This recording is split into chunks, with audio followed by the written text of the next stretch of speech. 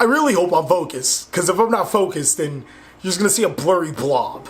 What is going on with you guys? TheCaliEffect, king of games here, and happy Halloween, everyone. I really hope you are enjoying today, because I have a treat and a trick for the opponent. I've been playtesting with TJ and the boys, and Zombie World is really good. So good, I want to actually show you a really strong deck profile for this format. Now, I'm not gonna lie, I am being very corny showing it to you on Halloween, but I mean, come on, let's celebrate today. I'm actually making another video on a day that I don't make videos. This particular Zombie World deck is built to beat the meta, but even more importantly, it is also built to be able to keep Zombie World on the field and make a huge disruption board. Summoning Vampire Sucker and Doom King Ballardrock are days of old. Now we summon Vampire Sucker, Doom King Ballardrock, and IP Masquerena. Big brain. Also in this deck profile, I am going to be doing it a little different. Unfortunately, you won't be able to see this handsome face throughout the profile. I'm the only person doing this video, so it's really hard. And I'm trying to get this video to you as fast as possible before I have to go to a party. So I really hope you understand. Of course, if you want to see more zombie content, to destroy that subscribe button and post down below if you would like to see a live duel. And of course, like this video up because I like feeling good. So allow me to show you why this Zombie World deck is extremely good with Zombie World combos. I mean, big brain. Okay guys, so this is going to be a 2-card combo. There are so many ways to do this particular combo, but the main pieces are get into Hakla Fabrics and also a Zombie World. Basically, you do that, you pretty much have full combo. I'm gonna add 3 other cards in my hand to make it that's really good. We're gonna have basically a W on our hands here. If you open this hand uninterrupted, you win. And even if our opponent does stop the Surinui Solitaire, we still have the Rivalry Zombie World lock that can buy us some time, as well as Triple Tactics talent that could get us I mean, Gamma, that is another form of disruption. Also, if we had the Gamma at this point in time, we still win, because after using Shiranui Solitaire's effect, we can Gamma our opponent's Ash Blossom or Gamma to be able to go full combo plus 2 additional monsters. In this sequence though, I am going to normal summon Shiranui Solitaire and use its effect.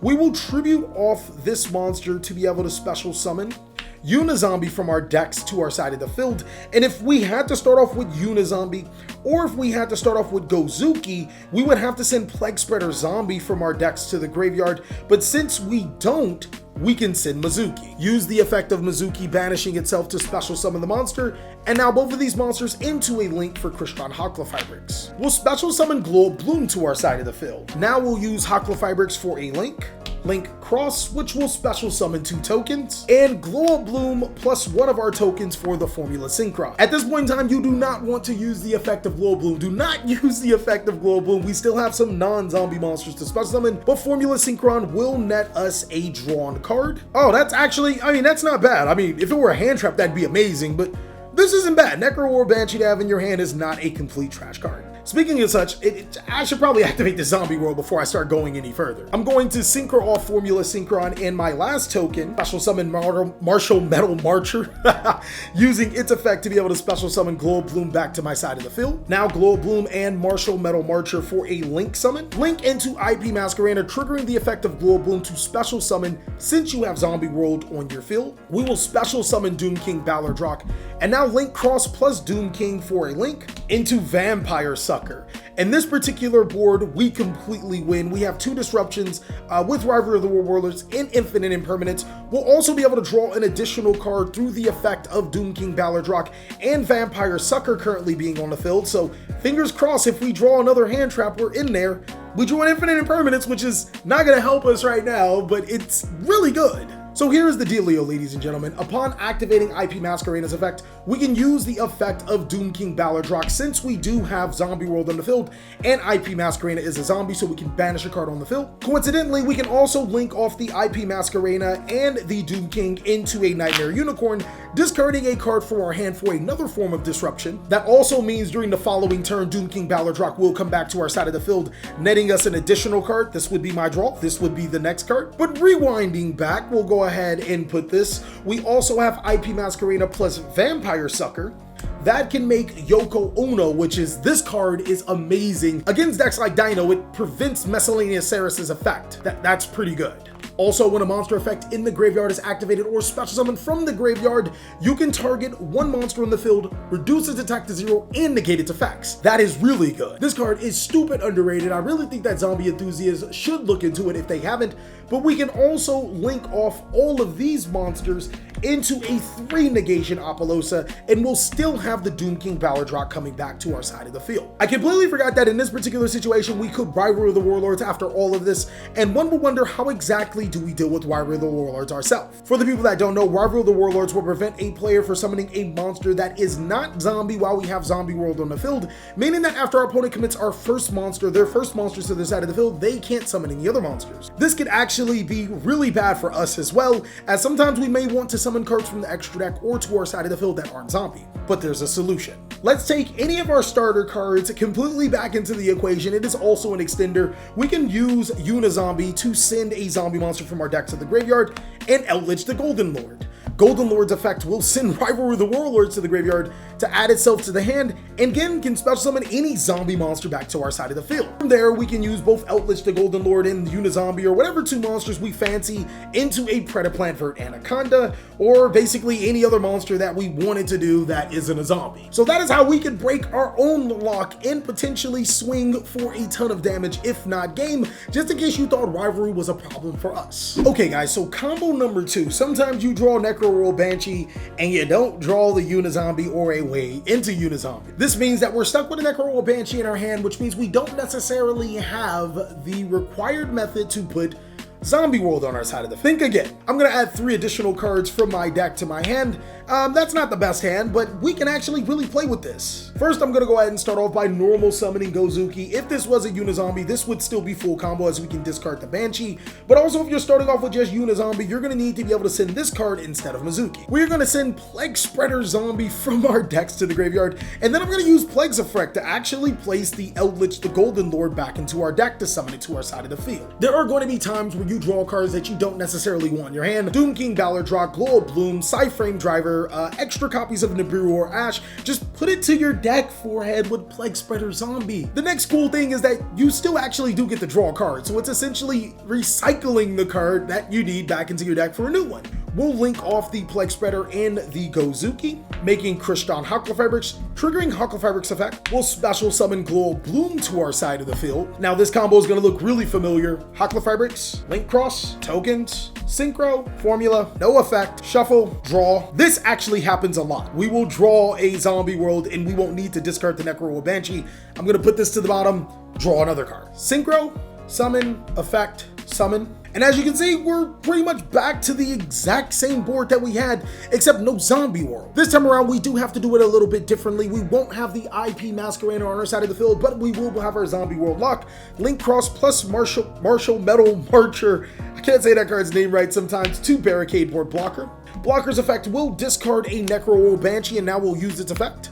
That is your Zombie World to your side of the field. Actually, because my current hand, I have a couple of options. I can actually link off the Glow Bloom and the Barricade Board Blocker into a Psyframe Lord Lambda, which will allow me to be able to trigger the effect of my Psyframe Gear Gamma, and I would still get my monster, my Doom King Ballardrock, to my side of the field, multiple negations. But hypothetically, we don't have Gamma in our hand. We'll link off the Glow Bloom, make a Link Kuriboh, trigger the effect of Glow Bloom, special summon our Ballardrock, and now link Kuriboh and Ballarboy into our Vampire Sucker. On our opponent's turn, the effect of Doom King Ballardrock will activate. We'll special summon it, shuffle, shuffle, shuffle. And now we draw an additional card in Triple Tactics Talent. Our board may not seem as powerful, but with the 5-card hand, we got 4 cards in hand still. We also have a Doom King Ballardrock for double negates, but more importantly, that Zombie World is going to do a lot of work, and it's protected by the Barricade Board Blocker this time. Moving on to the profile, now that you know why we play certain cards,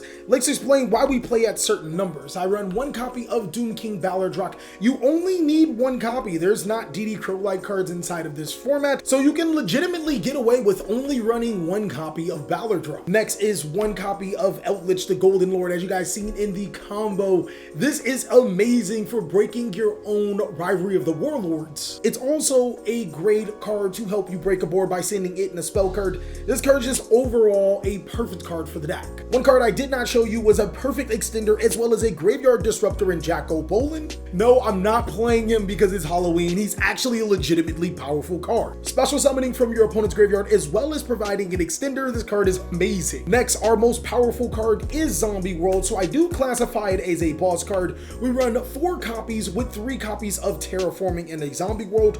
Our starter cards are going to consist of 3 copies of Unizombie, 3 copies of Shiranui Solitaire. As you guys can see, Unizombie is the most important card for this deck still. Moving forward, just 1 copy of Gozuki. I genuinely thought about playing 2 copies of Gozuki, but I didn't really want to clog with multiple starter cards in my hand, especially seeing that Gozuki's second effect requires a lot of setup. Next, the cards that make it all happen: 1 copy of Plague Spreader and 1 copy of Mizuki. This is the reason why you can make Hakla Fabric so easily. Following up, 3 copies of Necro World Banshee, most important card to get you to your Zombie World because Zombie World is the most important card. And only 1 copy of Glow of Bloom. I've seriously thought about running another Balladrock and another Bloom because the cards are just that good. If you wanted to bump up Bloom and Balladrock, I'm not going to hold you. I think it's a great idea. And then lastly, our starter extender card is Foolish Burial. It can send Necro World Banshee, or it can send the appropriate zombie monster to the graveyard to start your combo. But that is it for the starter cards, your boss monsters,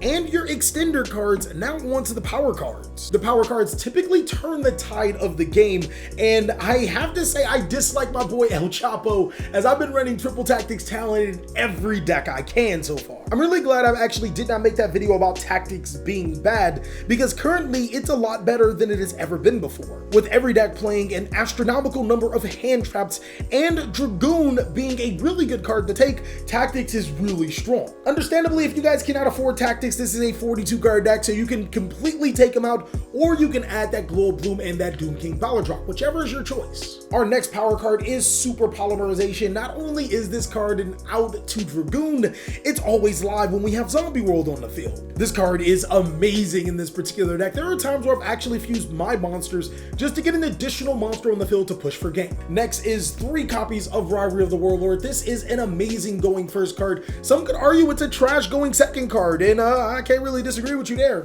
The one thing I did need was an additional blowout card, and Rivalry of the Warlords does completely win you games if you go first. And if you go second, this deck is pretty good at stopping your opponent because I'll show you in a second.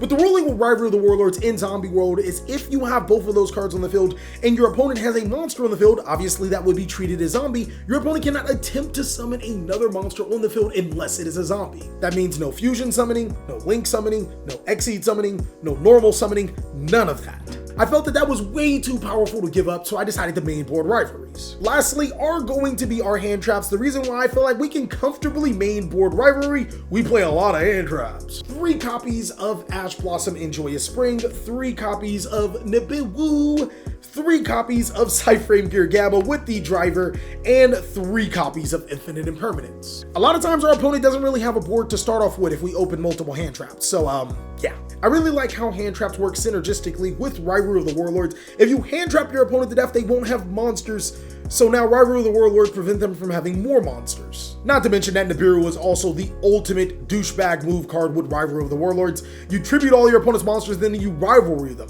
Unless they're playing Adamantipator, they're not going to be able to summon any other monsters. That Nibiru token is just going to sit there and look pretty.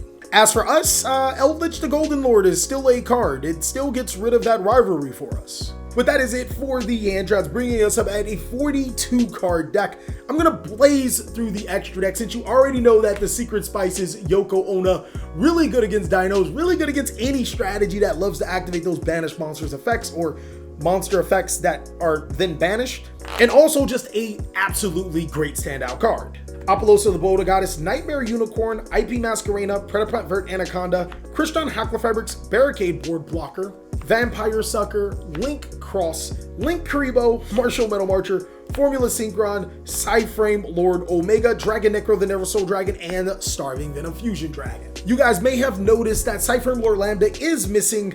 This is a 15 card extra deck without Cypher Lord Lambda, so if you want to play Lambda, you're gonna have to remove one of these cards. Personally, I think the only card that you really could move is Omega, but do you really want to remove that card? It's so good against Dogmatica Maximus, and if we do Gamma our opponent, we can make that. But at the same time, Cypher Lord Lambda does allow us to Cypher your Gamma on our opponent's turn. And then if we have IP Masquerena on our side of the field when we Gamma, oh my god, that is a big Apollosa. So whichever one you choose, I think that it's gonna be pretty awesome. I think both forms are valid, but now I'm actually gonna show you even some more sauce. The sideboard. I know I normally don't give you guys this. Currently I play 3 evenly matched. This is actually just a placeholder until I can think of a better sideboard card. Really good for breaking your opponent's back row heavy boards though. 3 copies of Solemn Judgment because I expect people to side in Harpy's Feather Duster in Cosmic Cyclone for Zombie World. 2 copies of Cosmic Cyclone because, I mean, it's a really good card. Harpy's Feather Duster, Dino Wrestler Pinkertraps, 3 Drolin Lockbird because I don't want my opponent to play Yu-Gi-Oh! I will side in these hand traps, I don't give a shit.